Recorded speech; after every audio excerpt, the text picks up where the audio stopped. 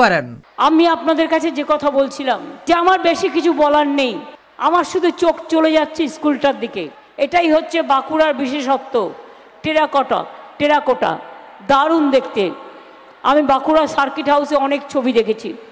যাক গিয়ে এসব বাজে বাজে কথা অনেক বললাম। এই যে কোতলপুর, পতিয়ার সাহেব আমার কাছে আসুন তো একবার। আপনারা জানেন কোতলপুর বলে একটা জায়গা আছে, জয়পুর বলে একটা জায়গা আছে, আপনারা জানেন? ছোট্ট একটা বন আছে। আমি আগে ওখানে এসে থাকতাম। আমি কেন ওকে ডাকলাম তার কারণ হচ্ছে আমি একবার কোতলপুর একবার নয় অনেকবার গেছি, রামডিয়াতেও গেছি, সব জায়গাতেই গেছি। আমি কেন বলছি জানেন? কোতলপুরে বিক্রমপুর বলে একটা গ্রাম আছে। আমি হঠাৎ শুনলাম আর্মি পরিবারে কাজ করে দুই ভাই। আর তারপরে একের পর এক বার্তা তুলে আনেন বাংলার মুখ্যমন্ত্রী মমতা বন্দ্যোপাধ্যায়, যেখানে সিপিএমই বিজেপি এবার স্পষ্ট ভাষায় জানিয়ে দেন তিনি। সিপিএম এর অত্যাচার তো আপনারা অনেকে দেখেছেন, তারাই এখন বিজেপির হারমাদ হয়েছে। তুমি দাঁড়াও, বিজেপির হারমাদ হয়েছে। এদের থেকে সাবধান। আমি নিজে দেখে এসছি, মায়ের দুই ছেলে আর্মিতে গিয়েছিল কাজ করতে, আর্মি থেকে ফিরে এসছে। আর্মি থেকে ফিরে আসার পর হঠাৎ দেখে একদিন ওদের বাড়িতে ধোঁয়া লাগিয়ে দিয়েছে, এবং ধোঁয়ার মধ্যে মায়ের কোলে মা দেখছে একটা ছেলের আধ কাটা মুন্ডু মায়ের কোলে, বলছে পানি মানে জল খাবে। মা ওকে আস্তে করে শুইয়ে রেখে একটু জল আনতে গেছে, ফিরে এসে দেখছে যে মুন্ডুটা অর্ধেক ছিল না ওটা পুরোটাই কেটে দিয়ে চলে গেছে, এক ফোঁটা পানি যাওয়ার সময় পায়নি। আরেকটি ভাই, তাকেও ওইভাবে খুন করেছিল। আমি ওদের বাড়ি বারবার যেতাম। ছেলেটা আমার বাড়িতে ওর একটাই ভাই ছিল, আসতো, ওর নাম ছিল সেলিম। সেলিম মারা গেছে, কিন্তু বুয়া জানে আমি একটা সব কমিউনিটিকে নিয়ে ভাই ফোঁটা দিই নিজের ঘরেই। আমি সেলিম আমার বাড়িতে যেত প্রতি বছর ভাই ফোঁটায়, এবং ও মারা যাওয়াতে আমি সত্যি খুবই দুঃখ পেয়েছিলাম, খুবই মর্মাহত হয়েছিলাম। কাজে এই সেই কোতলপুর। অন্দা কম ঘটনা দেখিনি। বাঁকুড়া দিনের পর দিন এসছি। শুভেন্দুদের সাথে একটা প্রোগ্রাম হয়েছে, অমিয় দত্তদের সাথে মনে হয় 500 জনের বিরুদ্ধে কেস দিয়ে ঢুকিয়ে দিয়েছে। তারপরে আমরা গিয়ে ঘেরাও করলাম। এসব চিহ্ন আমার অনেক মনে আছে। গোপীনাথপুর শিহর, চমকাইতলা, বাপরে বাপ। আগের দিন দেখে এলাম মানুষ সংসার করছে, পরের দিন রাত্রির একটায় খবর পেলাম সব কেটে দিয়েছে, সব খুন করে দিয়েছে। আমরা রাত্রি একটায় বেরোলাম ওদের জন্য, যদি বাঁচানো যায়। গিয়ে দেখছি একটা পুকুর থেকে আওয়াজ আসছে, মানে গলা পর্যন্ত কাদায় ঢাকা, জলে ঢাকা।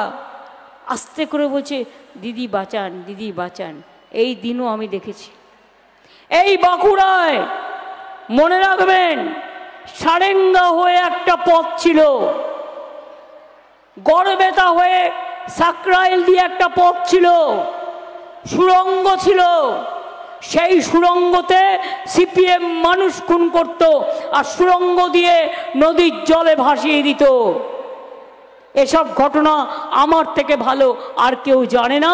আজকের দিনে ছেলেমেয়েরা নাও জানতে পারে, তাই ঘটনাগুলো আমাকে বলতে হয়, মানুষকে মনে করে দিতে হয়।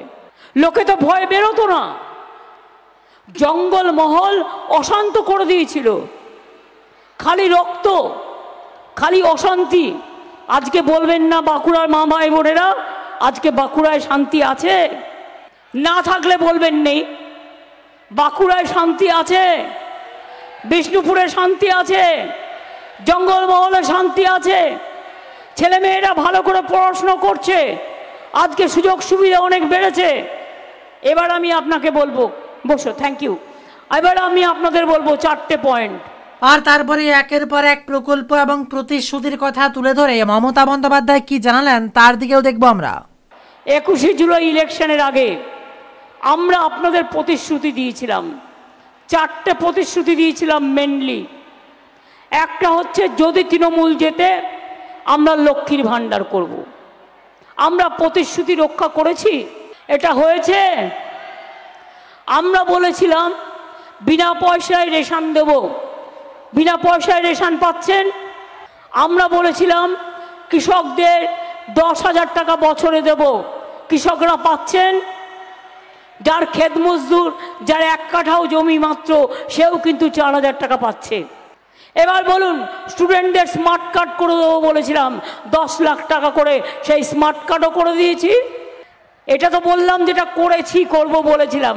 আর যা করিনি তার মধ্যে তো অজস্র আছে। বিয়ে না হলে 25,000 রূপশ্রী, সংখ্যালঘুদের জন্য ঐক্যশ্রী, সামাজিক সুরক্ষা যোজনা, টোটো, অটো, রিক্সাওয়ালা থেকে শুরু করে বিড়ি শ্রমিক সবার, কন্যাশ্রী, ইউনিভার্সিটি পর্যন্ত, সবুজ সাথী সাইকেল, বিনা পয়সায় ক্লাস 9-এ, 12 ক্লাসে উঠলেই স্মার্টফোন, আগামী বছর 11 ক্লাসে পাবেন। আর তারপরে একের পর এক প্রকল্পের কথা আউড়ে গেলেন বাংলার মুখ্যমন্ত্রী মমতা ব্যানার্জি।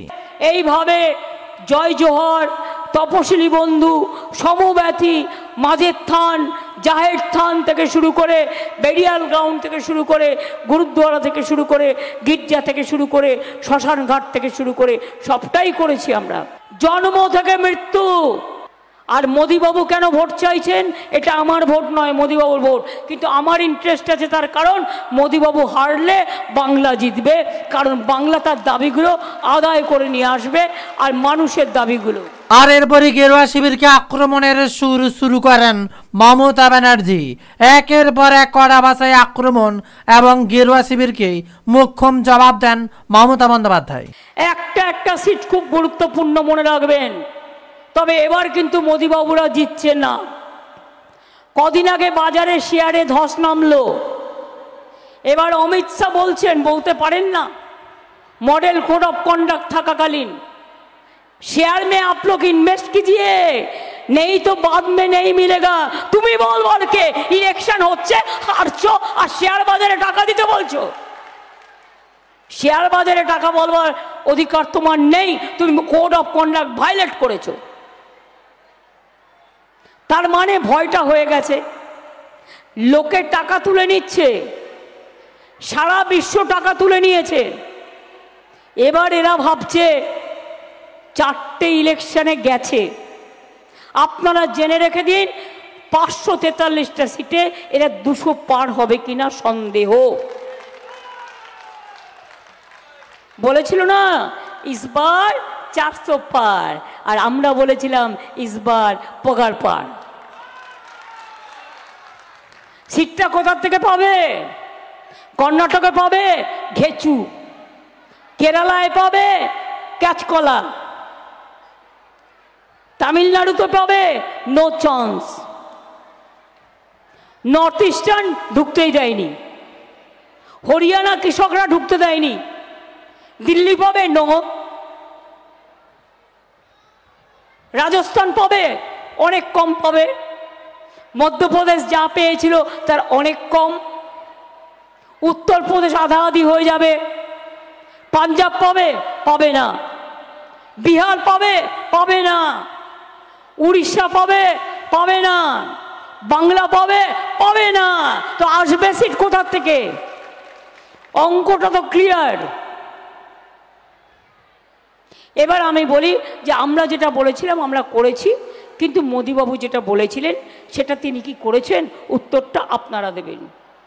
1 নম্বর, আগের বার বললেন हम हर आदमी को 15 लाख रुपया करके देंगे, পেয়েছেন? 15 লাখ টাকা মা বোনেরা পেয়েছেন, ভাই বোনেরা পেয়েছেন? क्या आपको मिला? পেয়েছেন? আদিবাসী ভাই বোনেরা পেয়েছেন, তপশিলীরা পেয়েছেন, ভূমিজরা পেয়েছেন, সাধারণ ঘরের মা বোনেরা পেয়েছেন, চাষিরা পেয়েছেন, শ্রমিকরা পেয়েছেন। 1 লাখ টাকা পেয়েছেন? তাহলে জোরে বলতে হবে। 2 লাখ টাকা পেয়েছেন? 3 লাখ টাকা পেয়েছেন? 4 লাখ টাকা পেয়েছেন? 5 লাখ টাকা পেয়েছেন? 6 লাখ টাকা পেয়েছেন? 7 লাখ টাকা পেয়েছেন, 8 লাখ টাকা পেয়েছেন, 9 লাখ টাকা পেয়েছেন, 10 লাখ টাকা পেয়েছেন। আচ্ছা 5 লক্ষ টাকা নয় ছেড়ে দিলাম, 50,000 টাকা পেয়েছেন। তার মানে মোদি গ্যারেন্টি অর্থাৎ 420। এবার কি বলল? বলল বছরে 2 কোটি ছেলে করে চাকরি দেবো, ছেলে মেয়ে। তাহলে বছরে 2 কোটি হলে, এটা আবার আগের বার বললো 5 বছর আগে 10 কোটি ছেলে মেয়ের চাকরি হতো। একটা ছেলে মেয়ের চাকরি হয়েছে। উপরন্ত এই তারকেশ্বর বিষ্ণুপুর রেল লাইন আমি করে দিয়েছিলাম, এটা মাথায় রাখবেন, এটাও ওদের করা নয়, ভুলে যাবেন না। বিষ্ণুপুর পর্যন্ত আমি উদ্বোধনও করে দিয়ে গেছিলাম, তারপরে জমির প্রবলেম ছিল, মিটিয়ে বাদ বাকিটা করেছি। এবার বলছে রোজ সকালবেলায় ঘুম থেকে উঠে বিজ্ঞাপনে ভর্তি, 100 দিনের কাজে গরিব লোকেদের দেওয়ার জন্য টাকা নেই। বলছে আপনাদের সব বিনা পয়সায় গ্যাস দিচ্ছি। বিনা পয়সায় গ্যাস দিচ্ছে, বিনা পয়সায় গ্যাস দিচ্ছে, বিনা পয়সায় গ্যাস পেয়েছেন। আরে আপনাদের গলার এত জোর, আমি একা একা চিৎকার করে যাচ্ছি। বিনা পয়সায় গ্যাস পেয়েছেন, তাহলে এত মিথ্যে বলে যে সে তো গ্যাস বেলুনের থেকেও বড় গ্যাস। বলছে বিনা পয়সায় বিদ্যুৎ, বিনা পয়সায় বিদ্যুৎ পেয়েছেন। তাহলে কেন বলছি অ্যাডভার্টাইজমেন্ট দিয়ে বিনা পয়সায় বিদ্যুৎ দেবো? তার মানে ওদের গ্যারেন্টি একেবারে 420, ওদের গ্যারেন্টির কোনো দাম নেই। আর এরপরে একের পর এক মোদির প্রকল্প নিয়ে কটাক্ষ করে মমতা বন্দ্যোপাধ্যায় তার নিজের কি কি প্রকল্প আছে তার জবাবও দিয়ে দেনে দিন। বলছে 70 বছর বয়সের পরে আমি চিকিৎসা করে দেবো। আমি বলি তোমার দরকার নেই গুরুদেব, আমাদের স্বাস্থ্যসাথী আছে, আমার বয়স্ক লোকেরা ট্রিটমেন্ট আমরাই করে দেবো, তোমাকে এই দয়াটা আর করতে হবে না, আমরা অলরেডি করে দিয়েছি।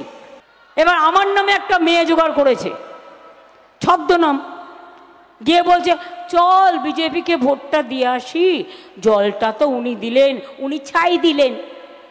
গ্রামে গঞ্জে আগে বলতো মাটির ঘরে আখার ছাই, বল ছাই দিলেন, জলটাও আমরা করে দিয়েছি, উনি মিথ্যে কথা বলছেন, বাদবাকিটাও করে দেব। জমি দিচ্ছে কারা?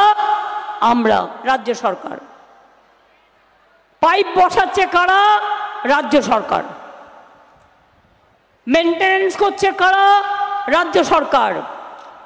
আর দালালি করবে ওরা।